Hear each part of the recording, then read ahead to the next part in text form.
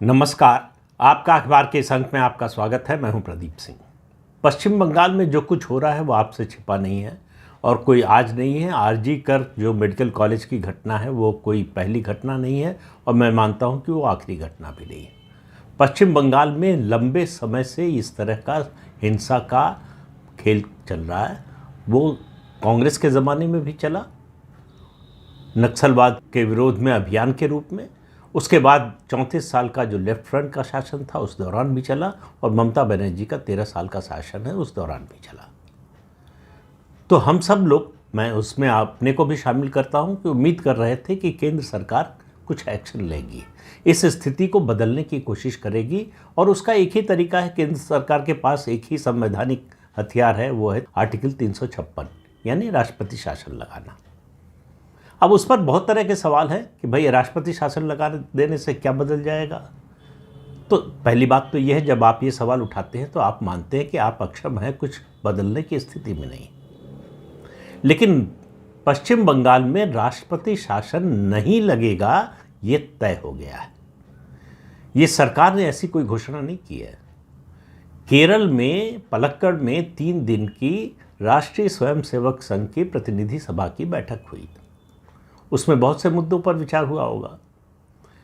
बैठक के बाद जो प्रेस कॉन्फ्रेंस हुई, जो प्रचार प्रमुख हैं संघ के सुनील अम्बेकर, उनकी प्रेस कॉन्फ्रेंस थी, उनसे पश्चिम बंगाल के बारे में सवाल पूछा गया। उनके जवाब से आपको पता चल जाएगा कि पश्चिम बंगाल के बारे में राष्ट्रीय स्वयंसेवक संघ और केंद्र की नरेंद्र मोदी सरकार का रुख क्या है, क्या करने वाली है, क्या नहीं करने वाली है। उन्होंने कहा कि अगर इस तरह का एक्शन लेते हैं, राष्ट्रपति शासन शब्द का इस्तेमाल नहीं किया, हालांकि सवाल में यही पूछा गया था, तो उन्होंने कहा कि इस तरह का एक्शन लेते हैं तो चुनी हुई सरकार को डीस्टेबलाइज करने जैसा होगा, यानी राजनीतिक अस्थिरता पैदा करने जैसा होगा।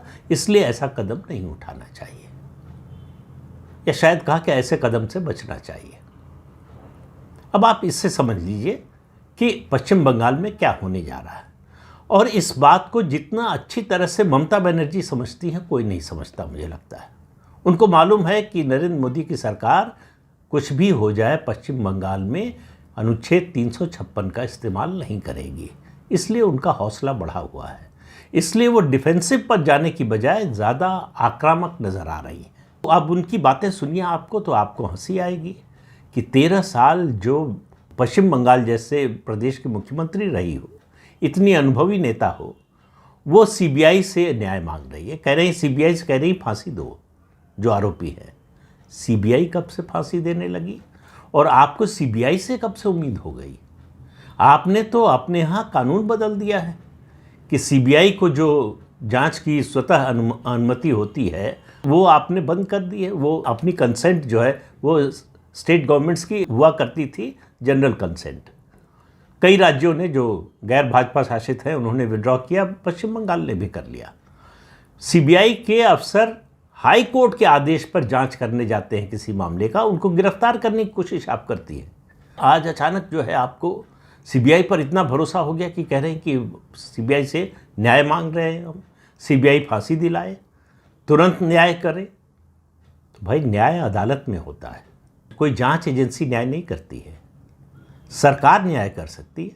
कानून और संविधान के मुताबिक अंतिम फैसला तो कोर्ट ही करेगी, लेकिन राज्य सरकार हो या केंद्र सरकार अपनी ओर से लोगों को जो पीड़ित हैं उनको न्याय दिलाने का प्रयास कर सकती है कानून और संविधान के अनुसार। तो आपने वो तो किया नहीं। जिस तरह से आपकी सरकार पूरी तरह से सबूत नष्ट करने में और जो आरोपी हैं उनको बचाने में लगी, आपकी पुलिस जिस तरह से बचाने में लगी, उसके बाद न्याय की मांग करना आपके मुंह से शोभा नहीं देता। लेकिन उनको मालूम है कि केंद्र सरकार इससे ज़्यादा कुछ नहीं करेगी। जो अदालत ने कर दिया है, अगर अदालत ने सीबीआई जांच का आदेश न दिया होता तो ये जांच सीबीआई को भी न जाती। ये पश्चिम बंगाल की पुलिस, कोलकाता पुलिस जो है इसकी जांच कर रही होती और वो पहले ही काफ़ी लीपापोती कर चुकी है, पूरी तरह से कर देती। उसमें दुनिया का हर शख्स दोषी होता, आरोपी होता, सिवाय पश्चिम बंगाल की सरकार और उसकी पुलिस के। तो पश्चिम बंगाल में राष्ट्रपति शासन नहीं लगेगा। अब इस बात को समझिए कि क्यों नहीं लगेगा। इसको दो तरह से जो है वो इसका विश्लेषण किया जा सकता है। एक, राष्ट्रपति शासन लगते ही सारी जिम्मेदारी और जवाबदेही केंद्र सरकार पर आ जाएगी। जो अच्छा होगा उसका श्रेय जल्दी मिलेगा नहीं। छोटी सी भी अगर कोई बुरी घटना होगी तो उसका लाभ राजनीतिक कैसे उठाया जाता है ये ममता बनर्जी जानती है, पश्चिम बंगाल में भारतीय जनता पार्टी नहीं जानती है। इतनी बड़ी घटना के बाद, इतनी हिंसक घटनाओं के बाद भारतीय जनता पार्टी उसका लाभ नहीं उठा पाई। वो 2024 का लोकसभा चुनाव का नतीजा बताता है कि उसके बाद उसकी स्थिति खराब हुई बेहतर होने की बजाय। ममता बनर्जी की स्थिति खराब होने के बजाय और अच्छी हो गई। तो इससे दोनों पार्टियों की जो राजनीति की जमीन पर लड़ने की क्षमता है उसका अंतर आपको पता चलता है। तो शायद प्रधानमंत्री को भी मालूम है, भारतीय जनता पार्टी को भी मालूम है और राष्ट्रीय स्वयंसेवक संघ को भी मालूम है कि हम जमीन पर ममता बनर्जी से लड़ नहीं सकते। एक तरह से तो इसको इस रूप में देखा जा सकता है कि इसलिए जो है राष्ट्रपति शासन लगाने का फायदा होने की बजाय अब ये राजनीतिक दृष्टि से देखा जा रहा है। प्रदेश के हित और जो राष्ट्रीय हित को नुकसान पहुंचने वाला है उस दृष्टि से ये इस फैसले पे आप नहीं पहुंच सकते। जब आप राजनीतिक दृष्टि से देखेंगे तभी इस फैसले पर पहुंचेंगे, तभी आपकी इस तरह की राय बनेगी।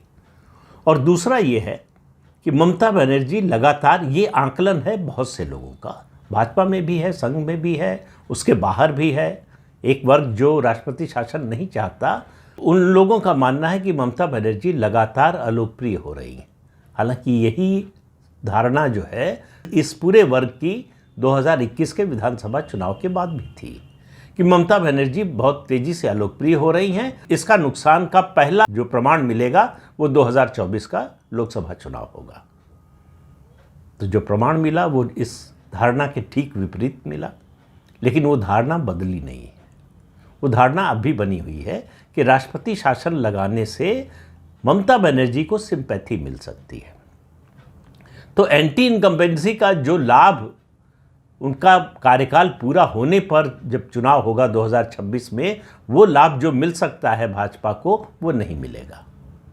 अब 26 में उसका लाभ मिलेगा नहीं मिलेगा इसकी भविष्यवाणी कोई नहीं कर सकता, इसका आकलन कोई नहीं कर सकता। 21 में भी यही आकलन था कि 24 में इसका लाभ मिलेगा। एंटी इनकम्बेंसी जो ममता के खिलाफ लगातार बढ़ रही है उसका फ़ायदा भाजपा को मिलेगा, यानी ममता बनर्जी के विरोधियों को मिलेगा। वो तो नहीं मिला। 26 में मिलेगा इसकी किसी को गारंटी नहीं है। लेकिन एंटी इनकम्बेंसी जो है वो ममता बनर्जी की 15 साल की हो जाएगी।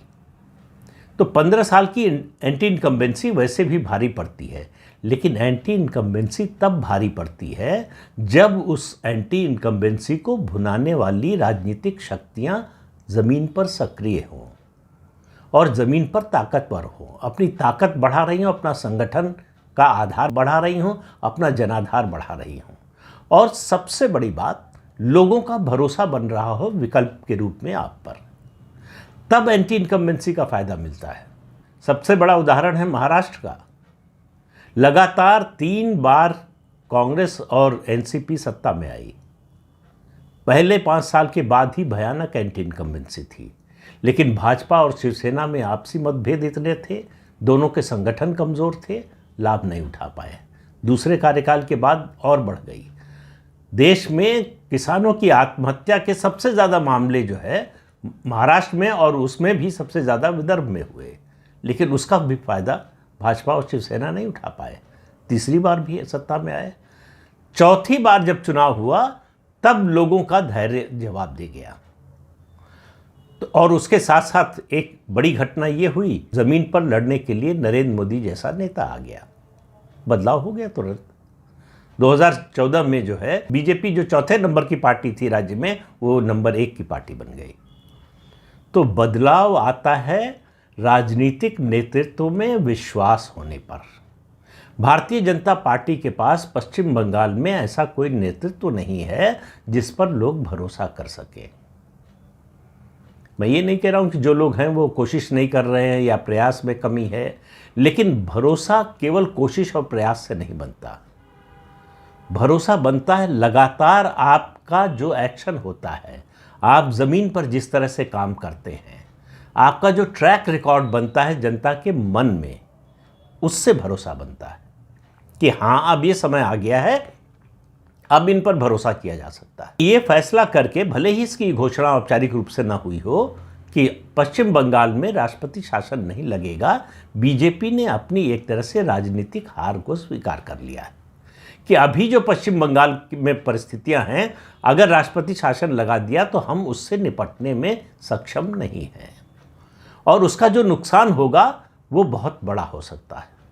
लेकिन इसका एक दूसरा पक्ष भी, ये केवल राजनीतिक मामला नहीं है, ये एक सरकार का इस तरह से रास्ते से भटक जाने का मामला नहीं है, ये देश की सुरक्षा, एकता और अखंडता का भी मामला है। देश में बदलती हुई डेमोग्राफी का भी मुद्दा है और देश में बढ़ रही घुसपैठ का भी मामला है और ये सब सीधे सीधे जुड़ता है राष्ट्रीय सुरक्षा से। तो पश्चिम बंगाल में ममता बनर्जी की सरकार के रहते ये सब खतरे कम नहीं होने वाले हैं, बढ़ने वाले हैं। ये केंद्र सरकार भी जानती है, ये भाजपा भी जानती है, ये आरएसएस भी जानता है।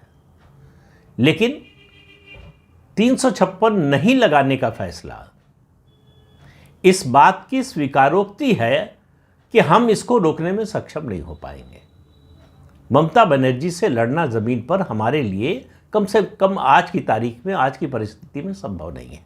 आप देखिए किस तरह के खतरे में है वो, लोगों में कितनी बड़ी नाराजगी है। ये नाराजगी उस दौर को याद दिलाती है जब ममता बनर्जी के पक्ष में सिंगूर का मामला हुआ था, जब सीपीएम की सरकार, मतलब लेफ्ट फ्रंट की सरकार जो है, वो क्रेडिबिलिटी लगातार बहुत तेजी से खो रही थी सिंगूर और नंदीग्राम की घटना के बाद।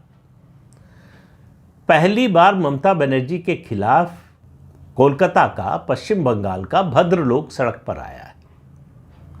ये मेरी नज़र में भारतीय जनता पार्टी के लिए गोल्डन अपॉर्चुनिटी थी राजनीतिक दृष्टि से। वो कितना इसका लाभ उठा पाती है ये तो आने वाला समय बताएगा। 2026 का चुनाव या उससे पहले जो ग्राम पंचायत और स्थानीय निकाय के चुनाव होंगे उनसे एक अंदाज़ा लगेगा। हालांकि उसमें तो जो है वो ममता बनर्जी किसी को जीतने ही नहीं दे सकती है। वो राज्य सरकार चुनाव कराती है, वो दोनों राज्य सरकार के हाथ में बहुत लेवरेज होता है, इसलिए जो है उससे एक थोड़ा सा अंदाज़ा लग सकता है, संकेत मिल सकता है, लेकिन पूरे नतीजे का आभास नहीं हो सकता। उसका आभास या उसका प्रमाण तो जो है 2026 में विधानसभा चुनाव के नतीजे से ही मिलेगा। तो अब आप 2026 तक इंतज़ार कीजिए कि ममता बनर्जी से नाराज़गी इतनी बढ़ जाए कि लोग सड़कों पर उतर आएँ और ये तय कर लें कि हम किसी भी हालत में ममता बनर्जी यानी तृणमूल कांग्रेस को वोट नहीं देंगे और हम बीजेपी को विकल्प के रूप में देखते हैं। हमारे ऊपर चाहे जो बीते, हमारे घर जला दिए जाएं, हमारी हत्या कर दी जाए, हमारे घर की महिलाओं की इज्जत लूट ली जाए, इस सब के बावजूद हम बीजेपी को वोट देंगे। तो ये फैसला बीजेपी ने पश्चिम बंगाल की जनता पर छोड़ दिया है कि अगर लड़ाई लड़नी है तो आप लड़िए, हम आपके साथ खड़े नजर आएंगे, लड़ाई नहीं लड़ेंगे। तो अब सवाल यह है कि पश्चिम बंगाल की जनता क्या करेगी। अगर उसको सुरक्षित रहना है, जीवित रहना है, अपने परिवार का सम्मान बचाना है, अपनी जान बचानी है, तो वो ममता बनर्जी के साथ रहेगा। अगर उसको लग रहा हो कि नहीं, ये देश के सम्मान की बात है, ये समाज के सम्मान की बात है, ये पश्चिम बंगाल की सांस्कृतिक पहचान के सम्मान का सवाल है, ये देश की सुरक्षा का सवाल है, अगर ये उसके मन में आएगा तो बदलाव दिखेगा। तो बीजेपी केवल उसकी फैसिलिटेटर होगी, उसमें मददगार बनेगी, उसकी वाहक नहीं होगी, उसका नेतृत्व करती हुई दिखाई नहीं देगी। जनता उसको नेतृत्व सौंप देगी, ऐसा बीजेपी को उम्मीद है। और अब लग रहा है कि जो संघ की बैठक से निकल कर आया है कि संघ का भी ऐसा ही मानना है कि धैर्य, इंतज़ार कीजिए, जनता के और नाराज़ होने का इंतज़ार कीजिए, जनता के ममता बनर्जी से और विमुख होने का इंतज़ार कीजिए। तो जब पश्चिम बंगाल की जनता ममता बनर्जी से विमुख होगी तो आज की राजनीतिक परिस्थितियों में वो विकल्प के रूप में केवल भाजपा को देखेगी, तो भाजपा की सत्ता में आने का रास्ता खुल सकता है। अब इसमें इतनी हाइपोथेटिकल चीज़ें हैं कि इनमें से एक भी गड़बड़ हुआ तो सब चौपट हो सकता है। और मानकर चलिए कि अगर ममता बनर्जी चौथी बार सत्ता में आई तो उनको रोकना किसी के लिए भी मुश्किल होगा। फिर वो अपने आप में कानून होंगी, अब भी है, जो चाहती हैं करती हैं, जिस तरह से चाहती है प्रदेश चला रही हैं। भ्रष्टाचार का कोई असर नहीं है, भ्रष्टाचार दिन दूनी रात चौगुनी बढ़ रहा है, कानून व्यवस्था दिन रात गिर रही है, देश की सुरक्षा को दिन रात खतरा पहुंच रहा है। इसके बावजूद ममता बनर्जी की कुर्सी सुरक्षित है। अब ये किसके लिए खतरा है, किस पर टिप्पणी है, किसकी ओर संकेत करता है, इसका अंदाज़ा आप लगाइए। तो इस अंक पे इतना ही, अगले अंक में फिर मिलेंगे किसी नए मुद्दे के साथ। तब तक के लिए अनुमति दीजिए। आपसे अनुरोध है कि ये चैनल देखिए, शेयर कीजिए, लाइक कीजिए और सब्सक्राइब जरूर कीजिए। नमस्कार।